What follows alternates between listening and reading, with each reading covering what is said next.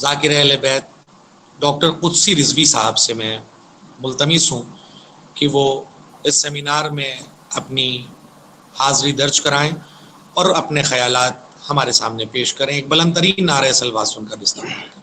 اللہم صلی علی اللہم صلی اللہ محمد و آل محمد وعجل انیس صاحب بیچ بیچ میں سورہ فاتحہ کی گزارش ہے کہ مرحومین میں جی بالکل ضرور سورہ بالکل بالکل. فاتحہ تمام مرحومین کے لیے ایصال فرمائیں. اللہم صلی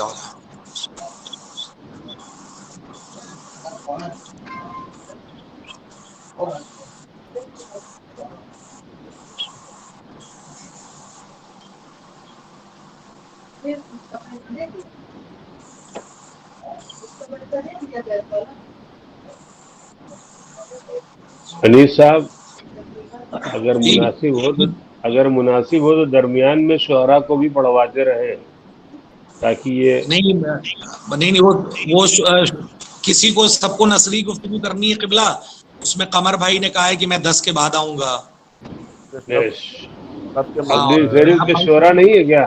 نہیں وہ ان کو سب کو سیمینار کی طرح ہی بس اپنے نثری گفتگو کرنا ہے. اچھا جی چلیے سونے کا بسم مکمل اللہ. قدسی انتظام. صاحب میں کسی بار وقت کا تقاضا نہیں کروں گا لیکن اپنے وقت کے اندر جی پروگرام ختم ہو جائے. میں سبھی سے انشاءاللہ معذرت انشاءاللہ اللہم صلی انشاءاللہ. علی. السلام علیکم. میرا علیکم وقت 9 بجے کا وقت ہے، معاف کیجیے.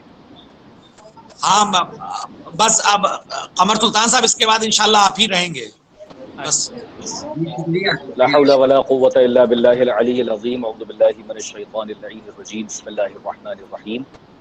الحمد للہ رب العالمین والصلاة والسلام علی اشرف الانبیاء والمرسلین سیدنا و نبینا و مولانا ابی القاسم محمد اللہم وعلى اہل بیتہ الطیبین الطاہرین المعصومین واللعنة الدائمة الابدیة علی الظالمین علی اعدائهم اجمعین.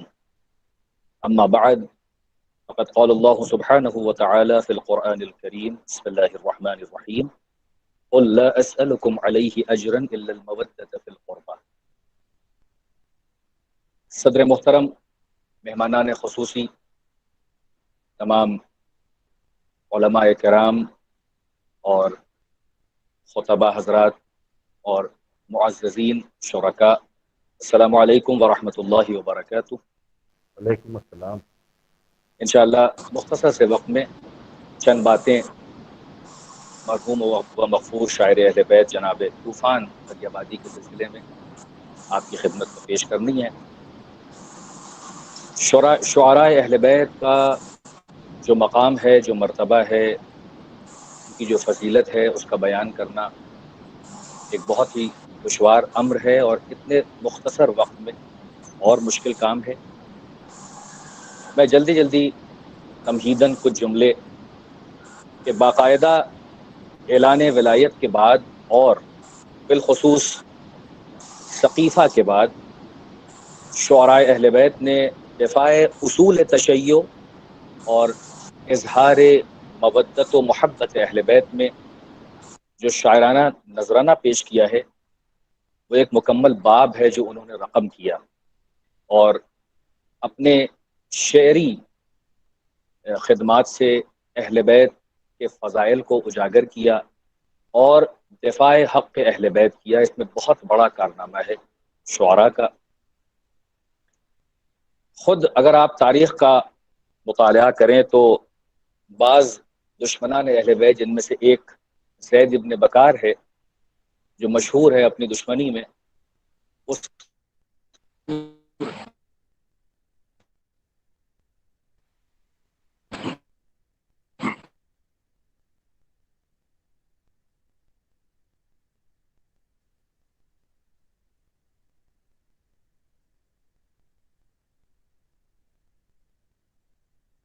ابن ابی لہب جن کی شاعری جو ہے وہ حق دفاع اہل بیت میں ہوا کرتی تھی، اور ائمہ معصومین علیہم الصلاۃ والسلام نے بھی باشعور، دیندار، مخلص شعراء کی ہمت افزائی کی اور انہیں عزت اور احترام بخشا.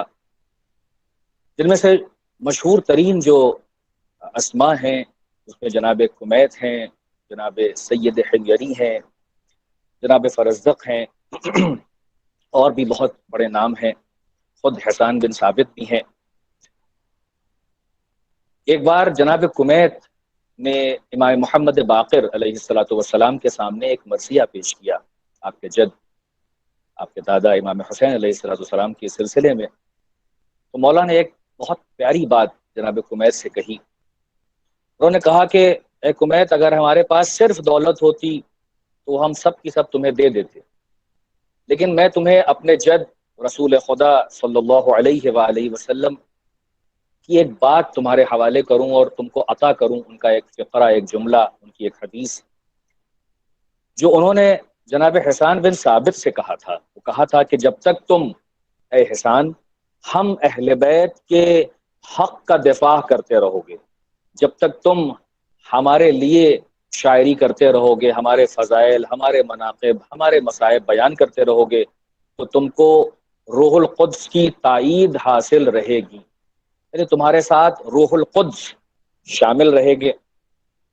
اب آپ سوچیں کہ جو شاعر اہل بیت ہوتا ہے اس کے ساتھ روح القدس ہوا کرتا ہے، اس کے ساتھ خدا کی تائید ہوتی ہے، خدا کی نصرت ہوتی ہے، اس کی تخیل جو ہوتی ہے وہ حجتان خدا کی طرف سے ہوتی ہے اور وہ اسے عطا کرتے ہیں۔ اسی طرح امام صادق علیہ الصلوۃ والسلام نے فرمایا کہ اے گروہ شیعہ، میرے ایک شاعر عبدی کا شاعرانہ کلام اپنے بچوں کو سنایا کرو، ان کے درمیان اس کلام کو پڑھا کرو، کیونکہ جو عبدی ہے وہ اللہ کے دین کے ساتھ ہے۔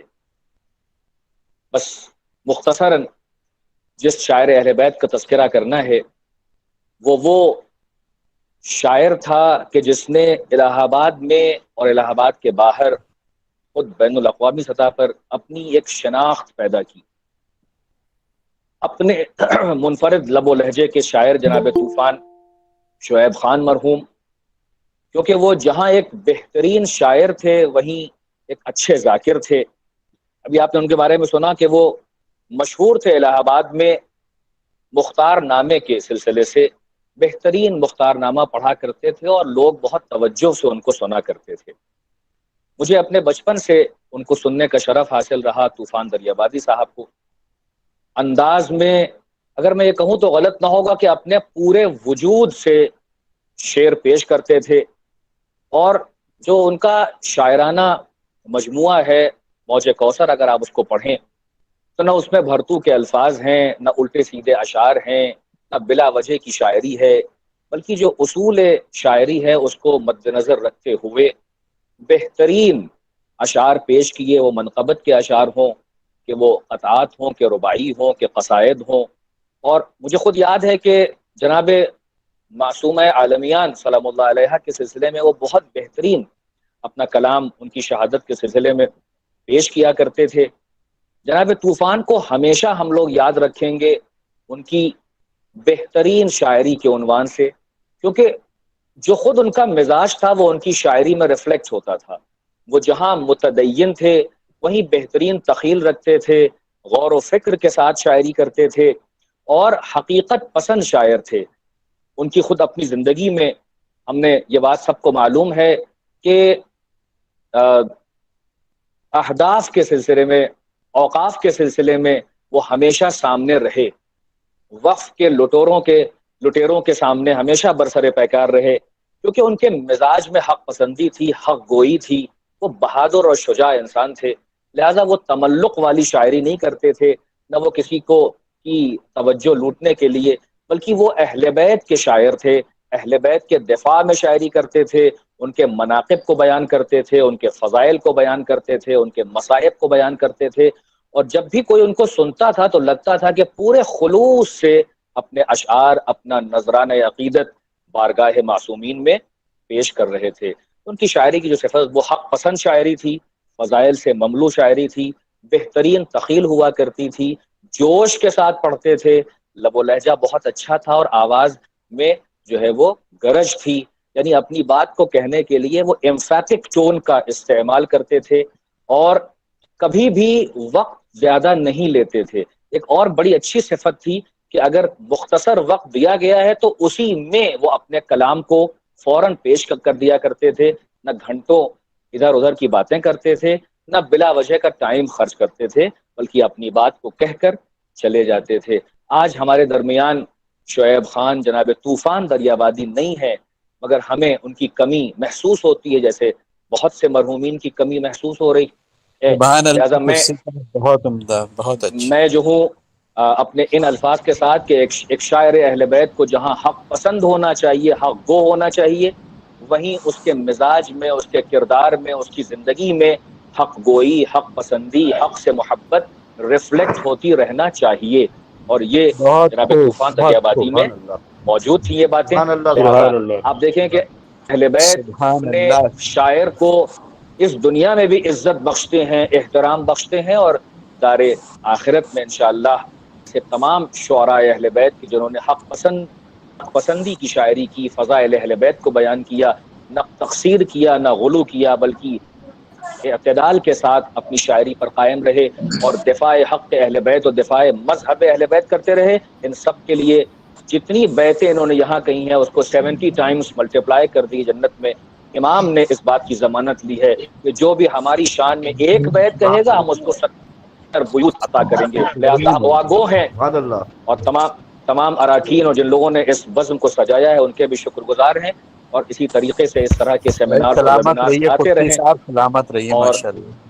ہماری دعا ہے کہ پروردگار ان تمام مرحومین کے درجات میں اضافہ فرمائے، اور ہم سب کو صحیح ان کی آمین۔ زندگی کے نقوش کو یاد رکھنے کی توفیق عطا کرے، اور اسی طریقے سے صحیح ہے۔ ترویج حق اور دفاع اہل بیت کرنے کی توفیق اور سعادت بخشتا رہے۔ السلام آمین، علیکم ورحمۃ اللہ وبرکاتہ۔ آمین۔ وعلیکم السلام۔ جزاک احسن، اللہ جزاک کرم۔ اللہ۔